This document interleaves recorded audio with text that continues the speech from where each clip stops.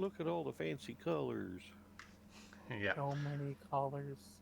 So this clinic it's not going to be too long, but it's still going to be helpful for some of you. Uh, I just want to show you how to find time in your home driving. So how you could compare your lab with a tool, data analysis like Motec or any other that will work with ACC. How can you find time? It's happened to all of us. Like we're going to our corner and then suddenly the delta is like positive. We gain like 3, 4, 10 in the corner. It could happen when we're looking for time, and sometimes we don't really know why we do it, and then we try to do it back and we cannot. And in this way you'll be able to find it. So even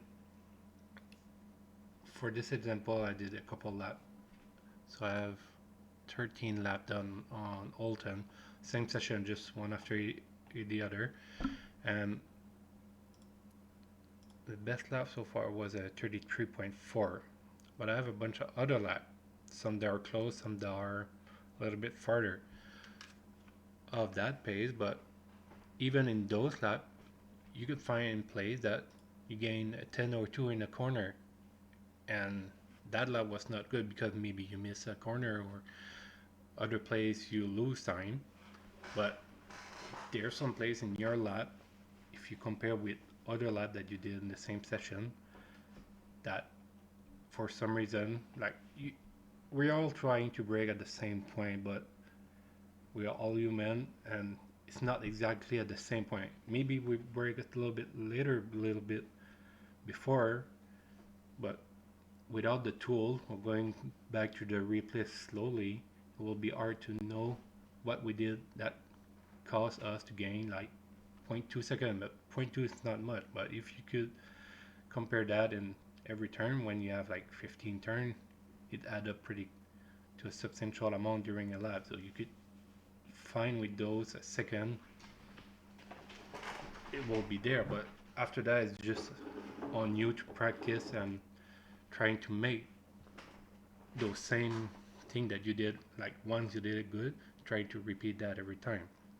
So let's start with just any random dot. So all the color that we see here will be from the lab that is 33.4, and then we could try just the first one, like 34.7, which is pretty far. It's over a second and a half, will be the white line.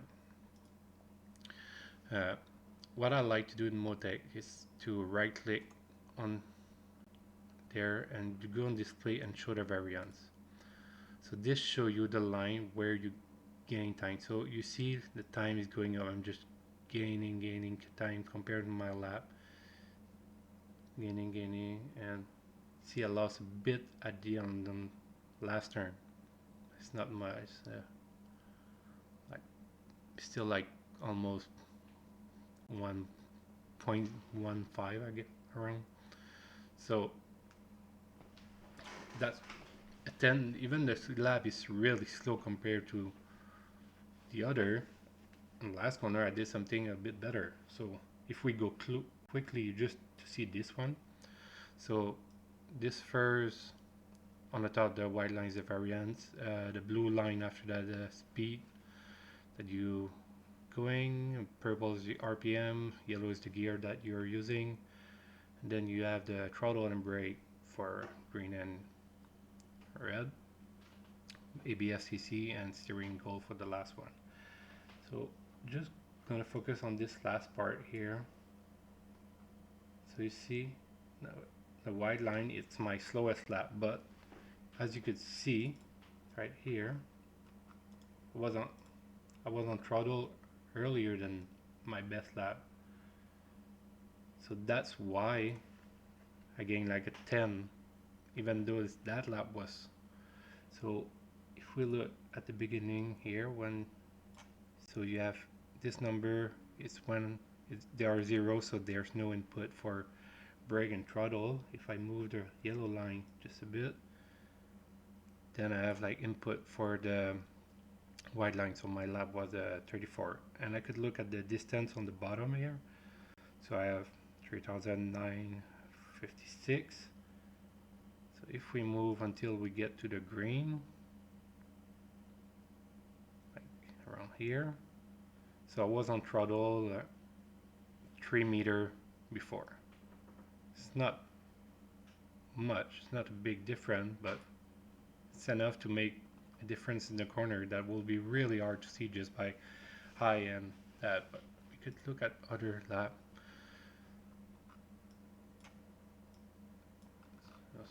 There will be better example for other lap. This one is really a tiny, just a tiny difference, but Miguel, yep. uh, um, you were going at what speed when you got where there's that 3 meter difference in reaction? Let's see. I mean, it's a couple of 100 kilometers there or something, or less, because I cannot tell your speed. Because I'm sort of asking myself, well, isn't that something like a 0.1 second difference in reaction? You want to know the speed? What, on the straight after or Where you're where? talking about this 3 meter difference in when you applied your acceleration. Okay. Uh, See, when I get back on the throttle for the slowest lap, I was 96 kilometer, Okay. and I was at 92 for the 130.4. Didn't you also say that was on the exit of the last corner that you had that slight difference? Yeah. Okay, well that's one of the things you have to understand too, Peter. He's exiting the corner, so at 96 kilometers an hour, he's just getting back on the throttle. Like I wouldn't even say the length of a tire, really. But yes, I see what you mean about trying to get back on the throttle and trying to determine the difference at very high speed. It would be almost minute. But Mm-hmm. at 96 kilometers, that's what, just Yeah, in that's miles an hour, it's probably 96 kilometers. It's like 70 what, miles an hour or so. even less than that. Yeah. But you'll want to ask yourself some key questions when you're looking at data, right? Like, first of all, the big old question you're always trying to ask is like, where did I lose big amounts of time? And then once you kind of find areas where there's big variance, you want to be like, well, where was I on the track? What did I do? And then Yeah. what was the output of what I did? And if you don't ask those questions, you're kind of wasting your time because like the human brain does not know what 96 kilometers an hour means. And there's no way when you're driving that you're going to be able to release your foot at 97 kilometers an hour. But what you can tell is the dip in the trace of, oh, I braked here, or oh, I lifted here. And you can compare two lines to each other and say, if one line is later than the other one, I did it later. And if the variance is closing, then I was going faster when I did it. And reduce yourself to a simple set of actions to, okay, I need to brake later here. Right? The Yes. numbers are important, yeah, but like no one's smart enough to be able to be that minute. You need to break it down to kind of Flintstone level decision making. Not only that, you can still also tell how much control you have in the car too by looking at the steering trace and other things too. Yeah. Yeah, most people they go the wrong way, right? So what they end up doing is they look at speed and they look at the gaps between the sections without looking at variance, and they go, "Oh, higher must always be better," and that's not always the case, right? Or they'll have made a big mistake early on in a lap, and then they'll try to make up that time somewhere else, and that doesn't work either. And so they lead themselves to making incorrect assumptions of what they did when the real problem is a lot more simple. Yeah. You to get like higher, lower 10, it's how fast you're gonna get to like your top speed on the straight. Like if we take Paul Ricard for example, we are, at the end we are all gonna be like 270, 280. All the car will do the same at the end, but it's at what where in the track that you get that, how fast you get to that speed that will make a difference. It's true for all the straight. Just Paul Ricard is a long one, so all the car get to like maximum, but why other driver go faster? Just because the exit when you get on throttle earlier. This one is really tiny, like it's like a tenth on the last turn. It was just an example since I picked this first lap. I saw the curve, but like that will be one that you will keep that for last. if you want to try to improve your lap. We're gonna check that other, like this was what 30.4, so a 610 difference. I could see the curve. A game of some play. Do I lose a bit here? Not much. There's some big dip on OB.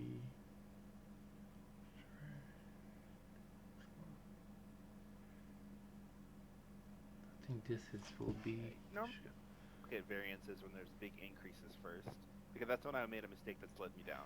Yeah. And then you can use all basically where the line goes up, right? And where the line goes down is good because it probably meant I drove that corner well, even if I was behind on a lap. So I'll keep that in mind for as I'm working through other areas, because I may not need to change that thing. And so if I can get the dips lower, then like the slope to be not so steep, then I know that at least I'm making improvements on the lap, because I'm not all of a sudden doing something that's causing me a huge loss of time. Yeah. See, I gain everything after that, so I'll probably brake.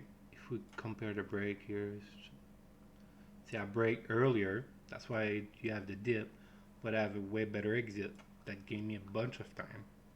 That's why the lap was better. So be careful when you look at those. So if you brake earlier, but you gain everything back on this exit, like a couple of meters, that's what you want. You want to gain on the exit better. And also, if you're not sure, like you see a big dip or increase, something that look weird to you, go check with your replay. Maybe you just forgot that on that lap you make a mistake, big mistake, you slide too much or something like that. That's not easy to show on the data here. Use both of them. Compare your lap, get your replay. You have the tool enabled just so your replay will be saved automatically in ACC. That's what I do. All my replay are saved in the temp file. So if I don't use it, I think for, I don't know, a week or two, it get deleted. So it doesn't fill up my PC for anything. Hey, But, Michael? yeah. Can you do me a small favor? Yeah. Go to lap 9 in the middle. It's around 2,000 meters. And just zoom in a little bit. It's right where you found a bunch of time. Yeah, just a little earlier. Yeah, and zoom in. When I first started working with data, I used to work with an old AIM engineer, and he taught me this concept of the money channels, right? Because right now Michael has a lot of channels open, and so it can be really overwhelming to know, like, where am I looking? Like, do I care about ABS? Do I care about RPM? Do I care? And so I try to reduce the amount of initial channels I look at because it's too overwhelming for me to make a decision off of a lot of data. So for me, the order always goes speed, throttle, brake. Yep, same for me. Right? Because speed is the net of what we're trying to accomplish here. So no matter what I'm doing, I'm trying to find speed. Yeah. And so when you look at the gap between the white line and the blue line in his particular case, you can say, hey, I was moving more quickly on a different lap, and I decelerated later on that lap because of the way the lines go. It's taller and it's sloping a little later, right? So that's good, right? That tells me that somewhere in that area, I did a different thing with the throttle than I did the lap prior, which is slower. And on the green line down below where it says throttle, you can see that he was on the throttle way longer than he was on the other green lap, because you can see the first green line is before the second one. So it's like net dumb stuff you can look at first to be like, oh, okay, I did this. And then as you get those big chunks taken out, you can start to refine down to little things. Because a lot of folks will grab a bunch of laps and throw a whole bunch of data on the screen and completely overwhelm themselves immediately. You need to go one lap at a time, like compare your best lap with one other lap and try to make a decision, and then see if that's a trend on multiple laps. Because you could have screwed up here, sure, whatever, and then not done it on another lap that had a similar lap time. That might not be the place where you need to be focusing your attention. You need to focus your attention somewhere else. Yeah. Yeah, I will just look at speed, brake, throttle too. ABS, TC doesn't matter too much. Like those cars are meant to be driving with TC and ABS. That's how they're built. And steering goal should be. It's not as important as your speed, brake, throttle. That's where you want to see. That's what is gonna make the difference when you get on brake, when you get on back on power. and at least with those graph, you're able to see it clearly. You're able to see how much faster you're on the brake or on the throttle. You have all the information. Steering angle helps me only as like a rudimentary way of telling me if I have an unbalanced car. Because if I'm going into a corner and the line's going up, down, up, down, up, down, up, down, up, down, that means I'm chasing the wheel a lot, trying to I'm either picking a bad line because I'm steering stupid, or every time I turn in, the car's unbalanced, which typically means that I'm unbalancing the car and then trying to do things with my hands and feet to fix that balance. Yeah. So I have to make a choice and say, is it a driver thing that I can smooth out? Because sometimes it is. Like, I need to coast more, or I need to turn in earlier and let the car, coast in. Or is it a setup thing? Like, every time I turn, it doesn't turn, right? Things like that. Yeah. And so, like, but that's last, right? Like, Yeah. I look at things like that, like, way last. Like, it's like, okay, I've got a lot of time I can hit in my sleep. Now I'm just kind of refining things. It sucks here all the time. Let me look at steering angle. Yeah, that's what I was just about to say. Like, it's the last thing I will check. But in my case, I really rarely check the steering angle because I know I'm pretty smooth with the steering. Probably because karting, we need to be smooth in the category that I race, because if you steer too much, you're gonna lose all your time in motor race, so it's not strong. So yeah, last thing you check, just being smooth, the steering. That's just, but could also be set up so it's not really. It's hard to say. Like Davin said, it could be set up, could be just driver. I always assume it's driver fault until somebody else drives my setup, or like I just can't fix it, right? Like it's easier for me to just assume fault and then go fix it versus being like, oh, my driving's fine and the car setup is bad, because 9 times out of 10 it's some stupid ass thing I'm doing, right? I think I'm all the way on the edge when I'm really 3/4 of the way over. I think I'm braking at the 100 when I'm really braking at the 90. Just dumb crap. So I blame myself. Yeah. So not sure. So start one. This is 4. This is the airpin. I think this section should be chicane. Not sure if the chicane or not here, or it's there. I think so, but just before, so you could see 4 going into 5, so that should be the bowl, right? Yeah. Yeah, that should be going into the shell hairpin. Yeah. So you could see here I'm carrying a lot more speed, and well, you can also see it just because of the speed you're carrying, right? You're doing almost 200 kph and it only goes around 150. The bowl's around that, so you're still moving pretty quick. You're just decelerating because you're going to a bowl. Yeah, but you could see like the difference in speed. I have like 150, 138. So there's a big difference of speed that I carry through the trail. And then maybe the exit was, maybe I entered too fast here and then couldn't get on. Yeah. See, I was on throttle earlier, so I gained back that time. So one lesson I've always done to help me is like I'll look at the speed channel and in my head run the lap in my head. Like once it's a track I know it well, so I know where I get on the brakes and I know when I turn. I start at turn 1 and I literally just go down the line on the speed channel and go speeding up, slowing down, slowing down, speeding up, slowing down, slowing down, speeding up, because eventually you'll see the speed curve accelerating and like going up and down basically so smoothly that you can visualize where you should be on the track. And that's how you're able to kind of reverse analyze where you are. Like that's how I'm able to figure out where Michael is by looking at his thing, because I'm like, well, turn 4 it's a throttle area, then a lift to turn, then a throttle area again, then a lift for the bowl. And if you look at the line there a little bit before where his yellow line is, there's a throttle area where he's going up. There's a big deceleration to get the car settled. There's a throttle up again, and there's a lift to one for when he gets to the bowl. So if you get used to looking at it like that, you're able to visualize where you are on the track. That's why I always tell you guys you need to know what the turns are. Because if you're like, oh, it's the bowl thing, I don't know where it is, like, you don't even need to be in here. Because you don't know where that is on the racetrack. yeah, I would like to see.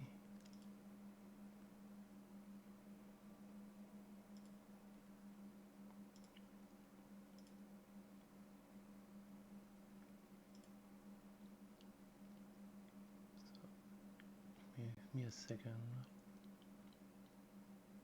This one is pretty much the same. So 32.4, 40, and 39 is like nothing different, but this could be a good lap to check where the big variants are if I could keep them.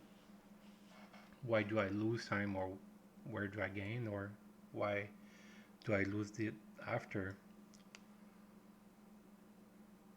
So the graph move a lot, but it's because so close, like even that big dip is only a 10 because you check the middle line. It's like not even a 10 there. It's not much, it's pretty similar. Even if you see the line moving a lot, but the most it moves is a 10 here and get back. So that lap is pretty similar. Even if you look at the overlap line here, the blue and white for speed. The benefit of this exercise, right, is that like it helps you find consistency in your own driving. So like if Michael's doing a 33 and you're doing a 36, you're not going to find 33 lap time, right? But you'll be able to hit 36 over and over and over again, or you'll be able to find 35s because there'll be areas of speed that you were doing well that you just weren't appreciating. And so once you're able to stabilize those things, it's easier to not only compare your driving, but compare your driving to other cars when you're looking at them. Because if you're 3 seconds off and you follow, let's say, me or Michael into the corner, and all of a sudden I gap you by a big difference, you're like, oh, clearly we're doing something different in that corner that's a foot thing or a hand thing, because I know that I could hit 36s all day, and he just pulled away from you there, right? So you don't want to try to perform miracles with data, because shit data won't create a miracle. It'll just help you stabilize what you already can do. And that's where like looking at somebody else's driving can be helpful, because you can see like sometimes it's a big jump somewhere. It's like you were braking when I was lifting, and so I'm carrying 20 miles an hour faster than you. Oh, well, duh. There's a huge amount of time right there. Yeah, but if you are like 3-4 second off pace from top driver, if you look at those data, I'm sure that you will find a lot more plays than me that for one time you just end up making the corner like perfect and you gain a bunch of time on that one, and you will be able to see clearly that you brake way earlier, way after. That's where you gain your time, and that way you go back in the replay, you check, you try to compare those two laps in the replay too, and then next time you'll be able to gain that time every time now. Also, in replays, like I'm always shocked. So no one saw the note I've left in Discord somewhere. I've left a note of comment for Game 6 and no one's noticed yet. But one of the big ones is you've got a lot of fast drivers giving you a lot of data all the time that folks rarely look at. And so let's see if someone like Rob's pretty quick now, right? So he puts down a 33 and you're doing a 36. Like rather than pouting about it, go watch Rob's lap and be like, where does he get on the brakes? And like put it in free cam and look left and right and be like, do I get on the brakes there? No, like none of what Rob's doing is magic. It's just he's more confident in what he's doing than you are, so he carries more speed in the corner. And you can find like one section and just find that one chunk of time and then move forward on that. But you know, he's not Harry Potter, right? It's not just like a magical thing he's doing. He's just braking where he knows the car will slow down, or he's more confident turning in more quickly. Yeah. So if you get used to do those analysis or small analysis of your lap, you're going to find time in your lap without touching the setup, just by driving. I guarantee that you'll find time, because it happened even to me. Like sometimes I do like a good lap, like a low 130, like I showed yesterday. It's a good lap, but I know I could get in the 32 if I do everything perfect. So sometimes I did on that. I got a couple delta in the 32.8, but I couldn't keep it clean for the rest of the lap. But like turn one, sometimes I was gaining like a 10 or almost 210 just on the first lap compared to what I showed yesterday. And I just need to try to recreate it. I could compare with the Motec. I forgot to record it, to enable it on those ones. I could not check it. But I know on the data, while I'm driving, I'm always checking about delta. Like, it's probably not a good idea. I should maybe keep my eye on the track more often. But well, when I go in and do a setup, I literally just grab the telemetry lap from third to 30, just boop, right? That way, it's grabbing data no matter what, and I don't really have to think about it anymore. right? And then I don't worry about, because that happens to me all the time. It used to happen to me all the time. I'd get a banger lap that was just so good, and I was like, Mhm. oh, I wish I could do that again, and I had 0 laps on, Yeah. and I was like, oh no. Do you guys know where that is? To enable the telemetry. Yeah. Yeah. To Do you Under guys the know? electronics. yeah. I just Yeah. crank it up to 99 because Yeah. it doesn't matter. Other league that I was racing in, they require you to give the Motec after, so I'm just used to it to put it to 99 every time now. And it just goes like, if you want to see it after, you have it. If someone Yeah. asks you, oh, can we compare? It happened to me like, can we compare a lap? I said, yes. And then forgot my Motec. Then I have to try to do another lap, but it was sometimes one in a lifetime lap that you do, and you don't have it. So just every time you start a setup, just set it up to 99, save it. That way you're safe. I'd also say like don't overthink it if you're comparing your data to another driver or your data in different cars at the Yeah. pace that most of you guys are at, right? So like I know I'm going to see this, right? Oh, hey Davin, I want to compare laps, but you're driving the Lamborghini and I'm driving the M4. Like it doesn't matter. Yeah, it totally does matter because It's for totally different. 5 out of those 6 seconds, it's just driving, right? It's the last little bit of tenth where like the M4 can do a little thing that the other car can't do. But for most of you guys that are 105, 106, 104%, like it's just like you're not braking late enough, or other things like that that you could fix in almost all the cars. So, if you have a friend that you'd rather look at data with, like just extrapolate with intelligence, Yeah. right? And If don't if you are in the overthink. same car and um, pretty much the same pace, but one struggling on one track. I did it. Zach is on the stream right now. I did it with Zach while we were both driving in a Porsche. I'm struggling in one track and it was quick. Then we just compare the data and I see, okay, I'm struggling on that corner. Then I could compare a direct compare with him because usually we run between like 2, 3, 10, me and him in the same Yeah. car. We found out that we have pretty similar driving styles Mm-hmm. through that.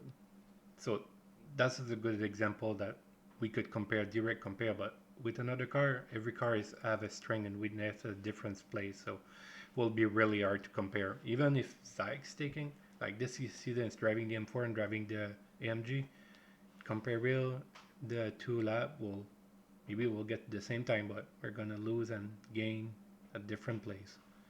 Yeah, I would say that like for a lot of the rookies and newer guys who are really like getting up to speed, there are like some fundamental things that they could probably work with each other on. Yeah, Once you have good solid driving though, you're 100% right. Right? Like after a while, it is car differentiator. But if some guy's 6 seconds a lap slower than me, find a fucking friend, right? Anybody. And then as you get faster, then you can start to be more discriminatory about like, well, your car just won't do that, right? Or I can't get my car to do that. Or it's a good thing to know, like chasing Ferraris, for example. Like Ferraris and Paul Ricard are really fast down the straight, yeah, and so I know when I'm comparing data to someone in a Ferrari to not get so upset that their peak Vmax is higher than mine. I just know that. I know when I'm chasing them down the straightaway when they're pulling away from me, it's not a Davin deficiency thing. It's no, just they're in a Ferrari and I'm not. So when we get to the next turn, I see how much of that lap goes away, and I can catch them up somewhere else. So I don't stress out. It doesn't freak me out that they're getting away from me in for like a fraction of a lap. Just a thing that happens. yeah. That's car difference. Try Ferrari have so much speed as Paul Ricard. I think it's eating like 296. I think when I drive it, I drive on the off-season race. I took the Lambo and was eating like 276, like almost 10K difference on the straight. But that information is useful, right? Like, especially when you're a similar lap time to another car, right? Sometimes having that information will just stop you from having a panic attack. Because like Yeah, sometimes I would chase a Ferrari coming off the corner, and I swear I did a good exit. I swear I did. And then he would just pull away from me near the end, and I would be like, God damn it! And then I realized it was a Ferrari thing, and just stopped stressing about it because I would yeah, catch them into braking because I have better brakes or something else. yeah, yeah. You catch that later at some other place. I could do. You could brake later if you are in a Porsche. Not gonna have the top speed, but gonna be able to brake later another car and have a better exit for a couple 100 meters. I think Neil was saying that like Paul Ricard, the Porsche compared to the M4 on the straight, the Porsche was only losing like almost like not middle of the straight, but a little bit before. It was only starting to lose compared to the M4 after that because of lack of speed. But to get up to that speed, the Porsche was fine for like a while on the straight. And yeah, use your tool. If you have question on how to use it, you could DM me. We could check like quick comparison on your lap anytime when I'm free. I'll be happy to help anytime. And if you have any question, just ask it. And like we said all the time, probably where you're gonna gain time the most, it's fixing your braking and when you get back on throttle. That's the key. I Because find it helpful. Like Landry helped me a couple races ago because I just gave him a lap because my lap was shit. His lap was fast, and I just gave it to him. I said, "Look, just look at it. Tell me what it is." yeah, we And did he's like, this. Yeah, and we did this. He's like, "Your braking just sucks here," and I'm like, "Okay." And I started working on it bit by bit. Right? I did not Like, say suck. yes, you did. No, You I were like, never "It sucks said here." that.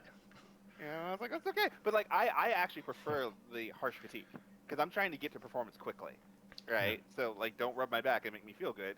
You see a deviant, like a variance, let's point that damn thing out and let's fix it, right? I think it was So Suzuka, huh? yeah, it was Did through it, Spoon, yeah. and then it was through Spoon and a little bit through 130, and it was like 7/10 of a lap, something like that, or 7/10 Yeah. of a second with 8/10. But by fixing those things, I found the time immediately because I knew where to focus my attention. So every lap, I didn't worry about the rest of the lap. I just focused on those 3 corners, and then drove the rest of the lap like normal because I knew I had a reference. So I was like, that's fine, I'm close enough. Right? Yeah. And that's why it's so useful to use those data because they are in front of you. You know exactly which turn you brake too late, you're on too late on throttle. It's easy to see. You have all the time. So if you have a friend that you battle like what we did, like I did with Davin, he sent me his Motec file. I open his file, so I click on the side like it was his lap, and I have opened another one that was my lap, and then we could see even it's not on the same Motec file. Like you could open 2 separate and compare it. Mm. So And it's really helpful because like otherwise you get in your own head, right? I can't tell whether it's because I did a corner really well or it's because I'm just fucking up some core thing. And so when someone else can look at it and be like, Davin, your driving's fine, but your braking in this one place is too hard or too long or whatever, then it's like, oh, okay, that's a fixable thing. I now have a concrete thing to go fix. I'm going to work on my braking there, right? Yeah. So I haven't touched the car at all. I've literally just changed the amount of foot pressure I'm using. It's cool.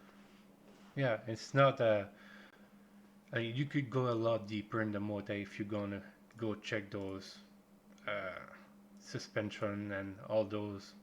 I'm not even looking to that. I'm driving a setup. If I feel it's fine, I'm using that setup. I'm not gonna go check the suspension to try to set up the damper and change it. But this small thing, that's where you're gonna get the most for your buck. You're gonna get the most speed from this than anything else on the setup that you can make because it's right there. We tell you just with your own lap, you'll see like it's driver that mod, lap. right? Like Yeah. it's driver mod. Like driver mod is the biggest performance differentiator at the end of the day, right? And Yeah. so you want to be able to know those things. And then like Michael says, once you get confident and consistent, you can start making changes. Like I have somebody help me with dampers just because of ergonomics, right? Like I run curbs a lot. I don't want to fix it. I want the car to be better over the curbs because I'm not like precise enough. Make it easier for me to run curbs. And so we'll focus on that because it's an area I should be improving as a driver, but I'm not giving myself enough time. So I'm making the car a little more compliant there, knowing that it's a net faster than the person I'm racing. So for the moment, I don't care. So use it with your own lap and guarantee you're gonna be able to find time because one time it's gonna happen that you're gonna make a turn a lot better than all the other, and then when you're gonna see it, then you're gonna apply it while racing.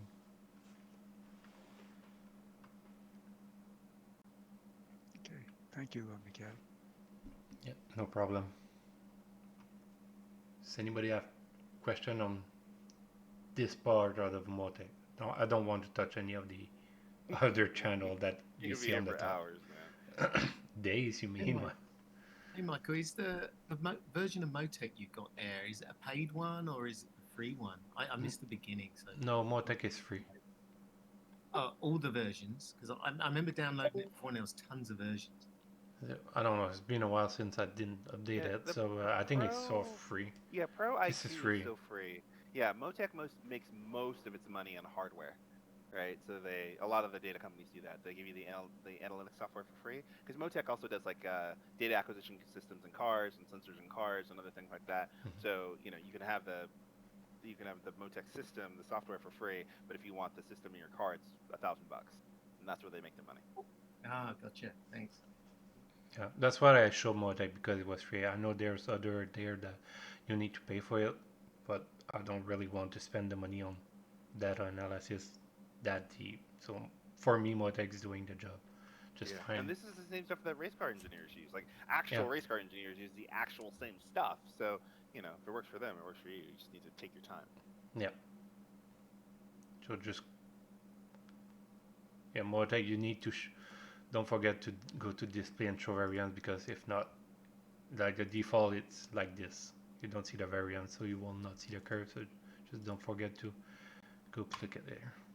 We have a channel called Motec something, Motec Setup, I think, that folks can ask questions of like, I can't figure out how to do X and Y, and somebody will find an answer. Right? I mean, I wish more people would use it because that would really help.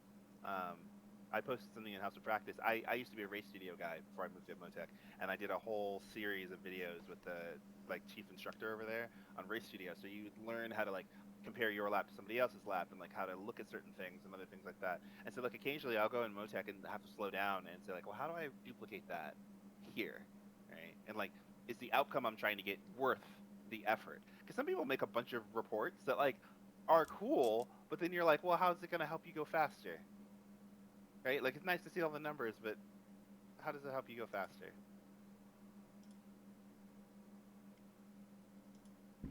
Hey, question, guys. Yep. So you guys are talking about sorry.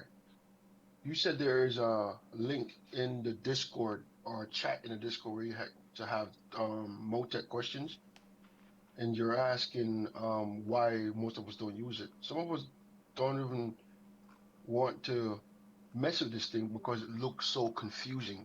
Like I'm looking at the screen right now and I see 1, 2, 3, 4, 5, 6, 7 different bar graphs going on with multiple different things going on at the same time. Yeah. And if it wasn't for you guys explaining what it is, I'll still be lost.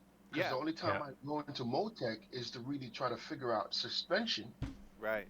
But your point is I kind don't of even know how to. I don't even know how to proper put in different channels properly. Right, but your point is the core reason why we do these clinics, because no one goes and asks the question, how do I remove the channels? It's intimidating. That's what I'm saying, but you need an answer. That's my whole point. Who gives a shit whether it's intimidating or not? What's the worst that's going to happen? Someone's going to tell you the answer, and then you'll know.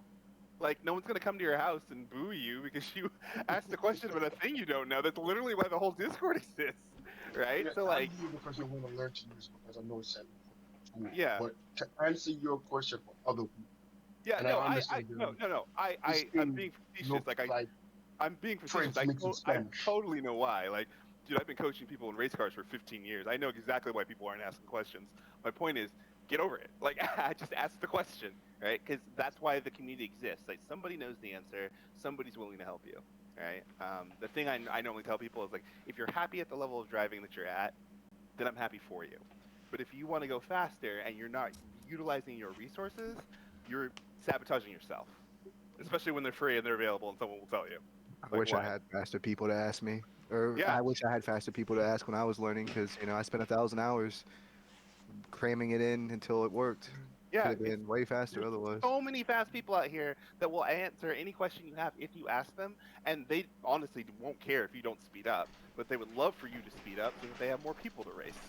So being quiet does nothing for anybody. It doesn't help, right? I want faster people, so I have more people to race against because that makes me a better driver. Whooping on people who are 3 seconds a lot slower than me is a waste of time, right? So I want faster people. So that's why you have to ask questions. But it's when you race faster people that usually you get more speed too. Like Yep. I was racing competitive other league that I'm still really far from winning a race. I never win on a race on any other league. Like they are so fast that I'm still struggling to get to that pace. It's just crazy. We don't Yeah. talk about that, Michael. Hmm? What? That's funny. That's funny. But yeah, but ask. Like that's why we have coaches. That's why we run clinics. That's why we do these things, right? Like a piece of guidance I was given when I first started racing is if you're ever worried about not knowing something, what's the worst that's going to happen? You just won't know it and you'll just be slow. That sucks, right? So it doesn't hurt you going around saying, hey, I want to know how to do this. Eventually you will find someone who will answer your question for you, especially around here. It's like if one of us doesn't know and someone's not getting the answer, then I've got something to do over the weekend and I'll just go find out. I mean, I usually sit in house of practice sometimes, and I see people doing laps, and like if they were just to ask a specific question, I would answer it. But Oh man, yeah, me too. Same. it's kind of hard to put your 2 cents in when they're not asking because Yep. they're not even thinking, and you know what I'm saying. So it's just pointless. Yep, half the time that's why I'm driving around the rookie car over and over again. I'm 3 seconds a lap faster than someone in the exact same car than me, and they're not asking me a question of how I did it. I mean, I don't care. I know how fast I can go. I'd like to help you, but I don't know how receptive you are, so I'm just going to let you be slow until you ask me. Zach, have you not listened to me just start chattering for no reason while somebody's making mistakes? Yeah, but you're the only one. Larry, I know you from before here. I know how it is. Yeah. I already No, I tell think- you, Larry, that I'm not like you either. I will, if they ask me, I will answer any question. I will be happy to help, but I'm not like Well, you. Like, yeah, that's understandable. By the way, Davin, did you happen to see the question that Fagan asked in the coaching room one chat? Trying to find that question because I didn't know we had a chat for it. I was going to answer it, but I didn't see where to find it. What it was? You have to click on the little there's a little tab at the top, Oh, right next to Yeah, the word sorry room. about that. I was Oh. in a loud area, so I didn't want to interrupt everybody. well, ask the question again while I find that button because I want to know Oh what shoot. it is. Okay, yeah. The questions were Michael said right click somewhere to show a variance. I was wondering where that option was. And then you said something about the variance being lower, so I was like, is lower better? And then I made a note to myself: speed, throttle, brake as the first channels to focus on. And then the other question, the main was is it better to go slow just to get the track? What's the thing called? The track Drawn for me. properly. Yeah, drawn properly first.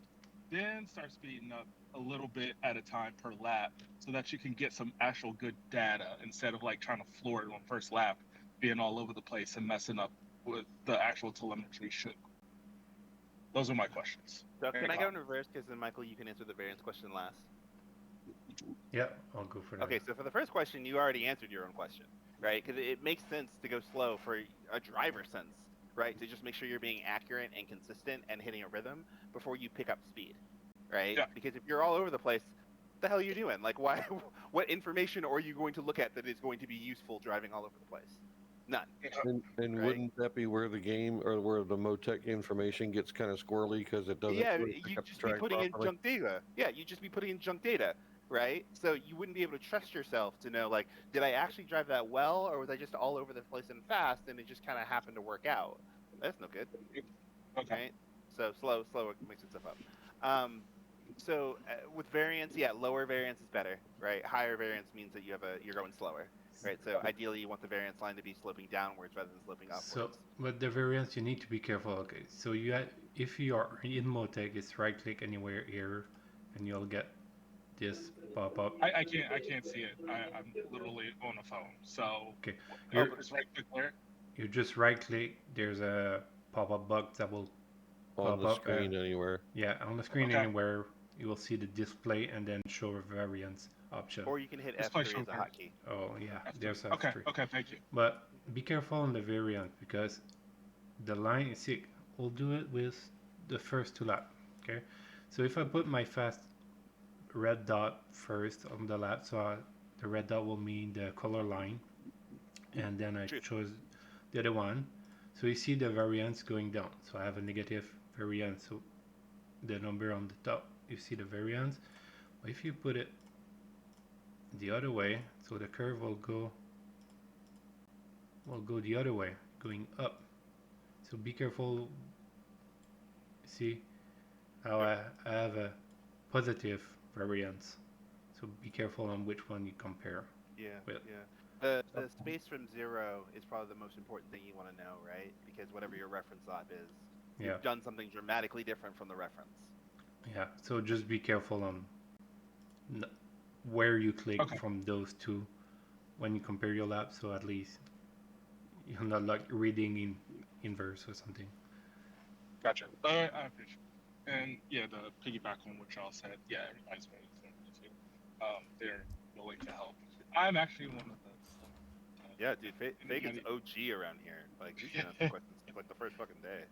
Yeah, so if anybody actually needs help and I'm on how to practice or anywhere, especially since I think I was one of the original people that started the Motec channel.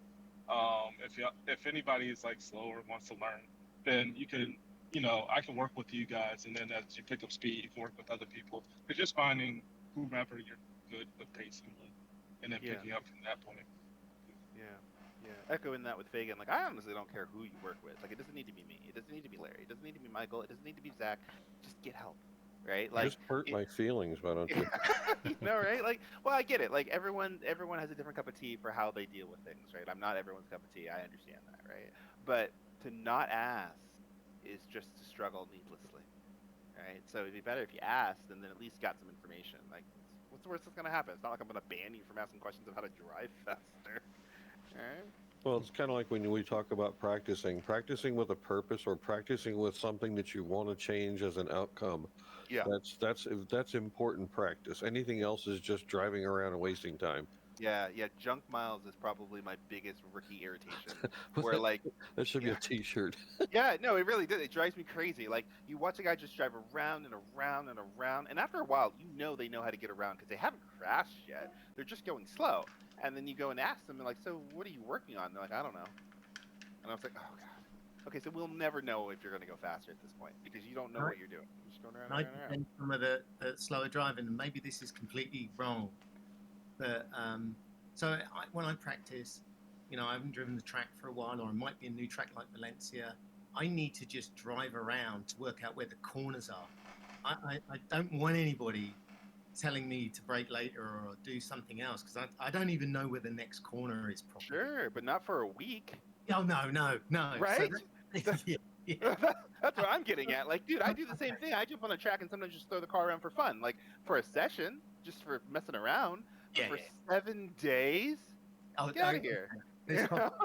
Context helps. Yeah, so, no, yeah, true story. But and then the other point is, once I've done the circling, I think, I'm kind of my lap times have stabilized. I'm staying on the track, a third of the time, which is great, for me. And then at that point, I can't remember who it was. I think it was Carl was watching me and then gave me some pointers, and it was great. It was brilliant. I got about a second a lap faster just from a few things because he was watching me. But I don't feel, and I don't know if anybody else in the rookies feels the same, but I don't feel I want to stop someone doing their practice to help me. I would almost rather someone came in and put something in the chat and said, if anybody needs any help, ping me or something. Because I don't know, I just don't feel comfortable because I think that people would just help you because people are nice, and then Martin, think of it the other way around. If you come into the server and you're watching people do the hot laps, if you let them do their own hot laps, you have the replay ability to just pop in, hit replay, go back, watch a couple of laps, and then if you wanted to pop into chat in the game and say, hey, can I ask you a quick question? Right. Believe me, if anybody is not willing to help or doesn't have time to help, you probably won't get a response. But remember, this community is extremely helpful from every point of view. Yeah. see mostly from like, cause I understand Martin. Like, I totally get the not wanting to disrupt other people. What I see from other folks, what they'll do is they'll just drop it either in the house of practice chat or in the end game chat. Hey, I'm doing some laps. If anyone doesn't mind watching, because then it's my Okay. choice, Yeah. right? If I don't wanna, I'm not gonna. But if I wanna, I will, right? And then I know because the worst part, especially as someone who's trying to help, if I come to you and say, "Hey, Martin, let me try to help you," you go, "I don't want your help." Well, then I'm never gonna help you again. Right? I've talked to some people who have done that to me, and I've just let them stay slow. And I've still raced with some of those people. And I'm like, you bit my hand, so I don't want to help you anymore because you were mean when I tried to be nice. That's mean. That makes sense. No, No, no. that's a good idea. Those are good ideas. And, Yeah, and but like, yeah, Yeah, just asking question. I still ask question. Like I ask question to Zach sometimes because we're driving the same car, and then it's like half a second faster of me in the lab, and it's like, how? Where did I lose yeah. all that time? And then we talk, and then we figure it out, and then I found the time back. So there's always time to be fine somewhere. that's neat. Yeah. But there's one thing I think I'd love for people to take away here is like, everyone worries about trying to be alien paced for some reason, and for most of us, we'll race our entire career and not get that fast, but we could get 101%, which is still fucking fast, Yeah. right? You'd whoop the ass out of most of the people you race, right? And most of those people have learned through crafted work. They do a lot of laps. They ask questions. They systematically remove problems, right? They kind of figure their things out over time. It's just not like this thing that they stumble into over time.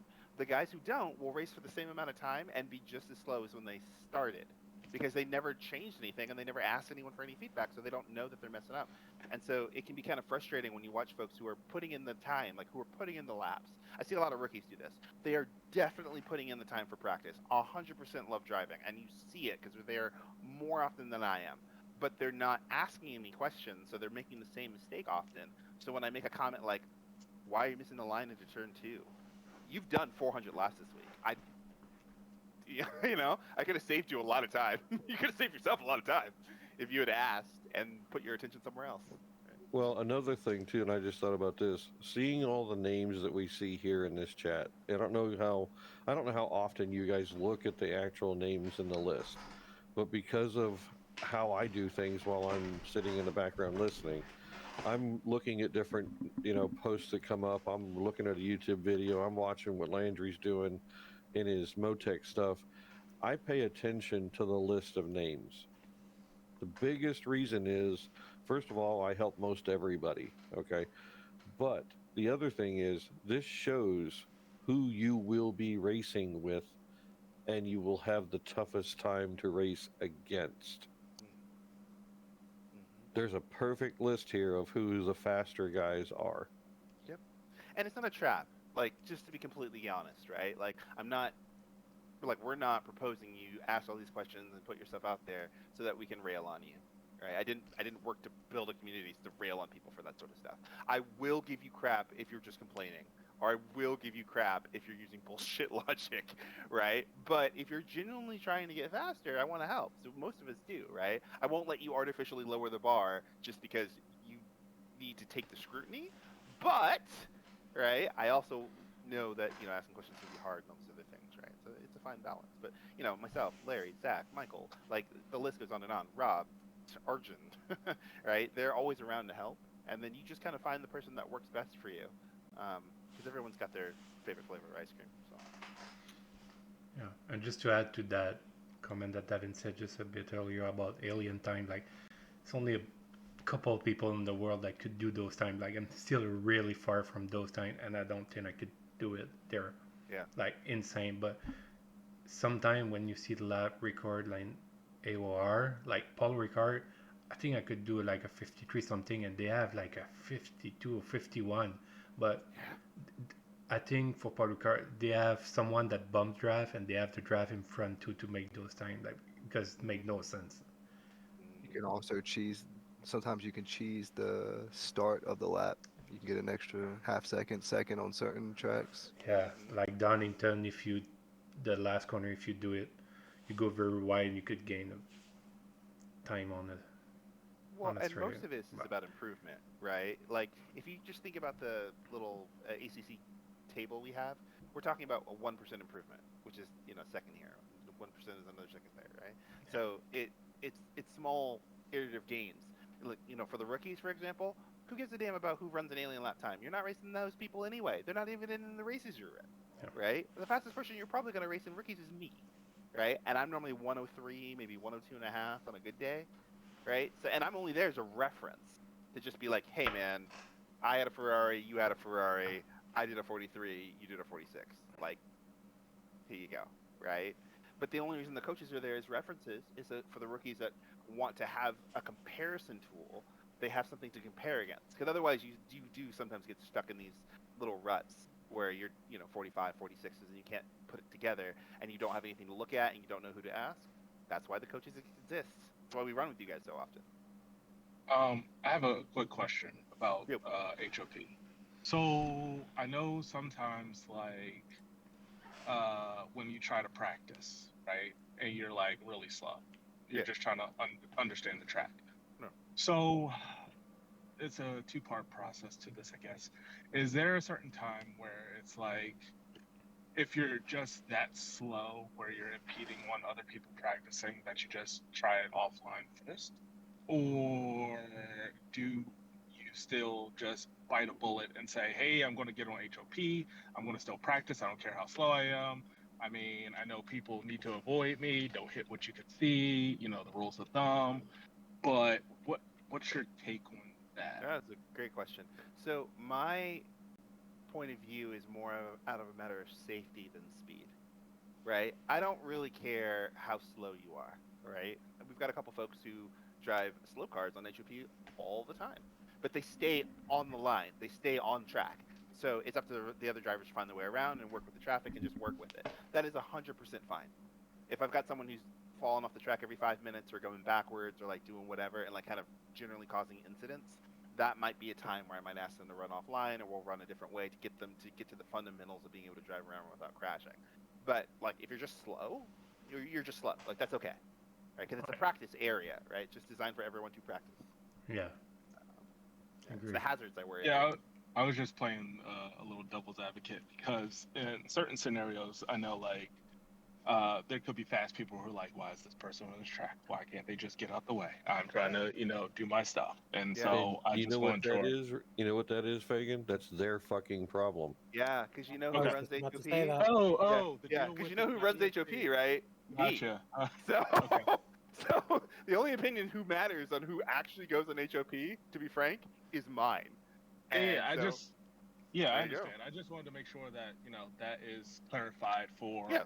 everyone. Yeah. So yeah.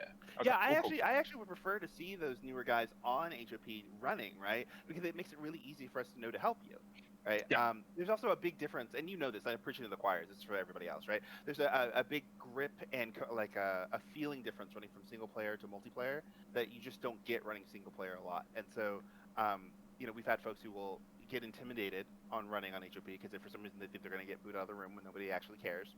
They run in single player and run different conditions than what HOP is like because they don't feel comfortable changing them. That's why I set the weather and don't let you guys affect the change. I need you guys to adapt to the change because that's how you get faster, right? So they do all this individual solo practice. They get confident with a grip like level that never exists when they get to HOP, and the first lap in HOP and they're in the wall. And then they get discouraged because they don't understand why the car won't turn because it's 5 degrees different and the grip's less and all this other things, right? Like if you that come to 90-degree weather at Laguna with 100% tires. or exactly right. Or like I purposely once set the weather to something completely higher than what you could run in single player because I needed you to learn how to work with brake decks and like save tires, right?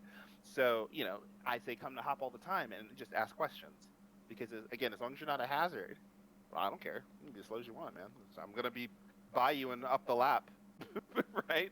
In a split second, so it won't matter.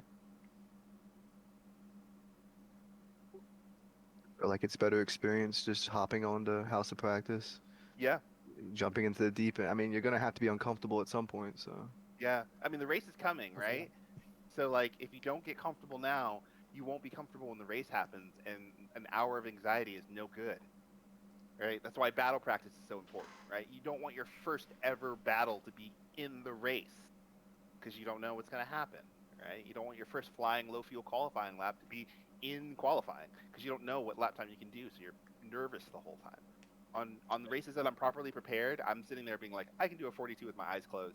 Like, just do the damn lap, right? And because I've done 300 laps before the race actually started, right? I've been battling, Fagan, and I've been battling freaking Gross, and I've been watching Landry drive away from me for a week, right? And often I'll use guys like Landry or Zach as just confidence markers because I'll be like, I'm not racing him when we get to the race on whatever day we're on, but I could still see him.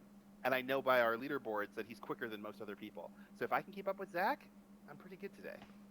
Right? Like, yeah, he still was 7 tenths faster than me on the leaderboard, but I don't fucking care because I don't have to race him today, so I don't care. Right? But he gives me a reference, and then I'll go ask him and be like, how'd you kill me out of the final corner? Oh, let's look at Motec. Let's do this. Let's do that.